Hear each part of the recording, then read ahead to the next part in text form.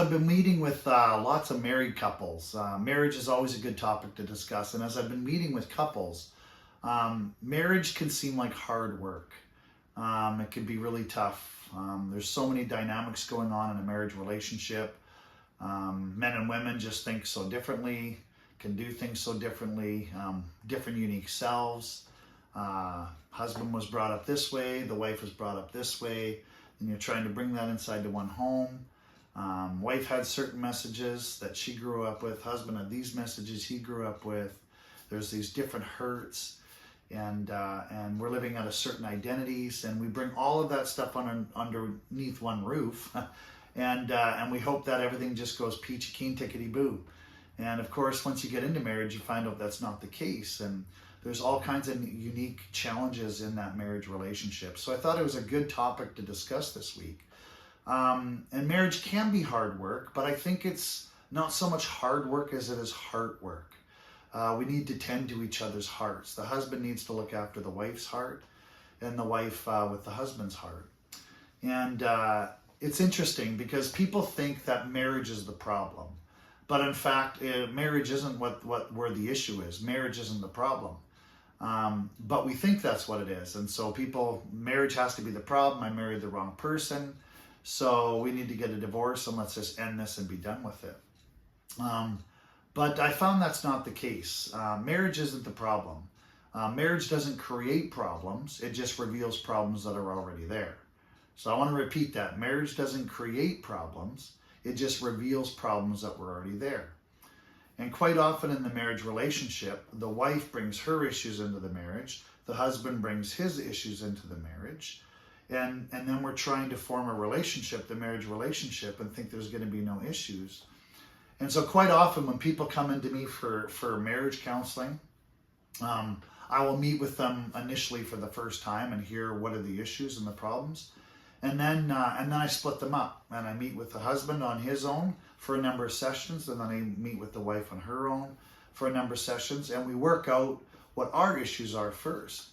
And we have to be able to own our weaknesses.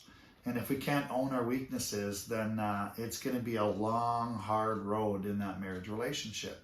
Because in a marriage, we always have to walk in forgiveness. If you cannot walk in forgiveness in your marriage, it's going to be an uphill battle all the way. And so a marriage relationship takes humility, actually. I need to be humble. I need to humble myself, own what are my issues, bring them before God, ask God to heal those things in me or through me, and work with me to see what my issues are and resolve them. And I often find that as each individual husband and wife work on their own issues, it brings a health to that marriage. And so it's just like a tree.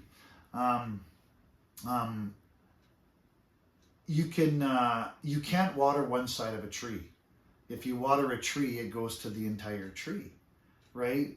And so quite often we look at a tree and we see a branch that's dead, it's not producing, it's not bearing anything, there's no fruit or there's no leaves on that branch, and then you have some that are flourishing. And quite often we look at the outside of the tree and try to resolve the problem, but actually, in fact, the issue is down at the roots. Right? I have to go what's unseen, what I can't see. And quite often in a marriage relationship, the wife brings in her problems that she doesn't want seen. She's going to hide them. The husband brings in his issues, and he's going to hide his as well because he doesn't want her to see. And it's just like this tree. The issue is in the roots. We have root rot. And so we have to deal with the root issue. And quite often the root issue is the husband's looking to the wife to get his needs met. The wife is looking to the husband to get her needs met when they were never dealt the cards to meet those needs. Now, we have different needs. There's three parts to man. We have a body, we have a soul, which consists of my mind, will, and emotions, my ability to think, to feel, and to choose to do, and our spirit. And we know what our physical needs are, right? Our bodies need water, food, shelter, clothing, right?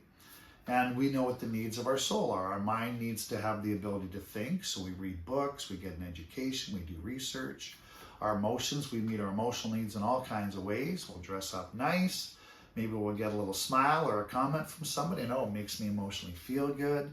So people are doing all kinds of things, and then we have needs in our will too. We need to be able to choose.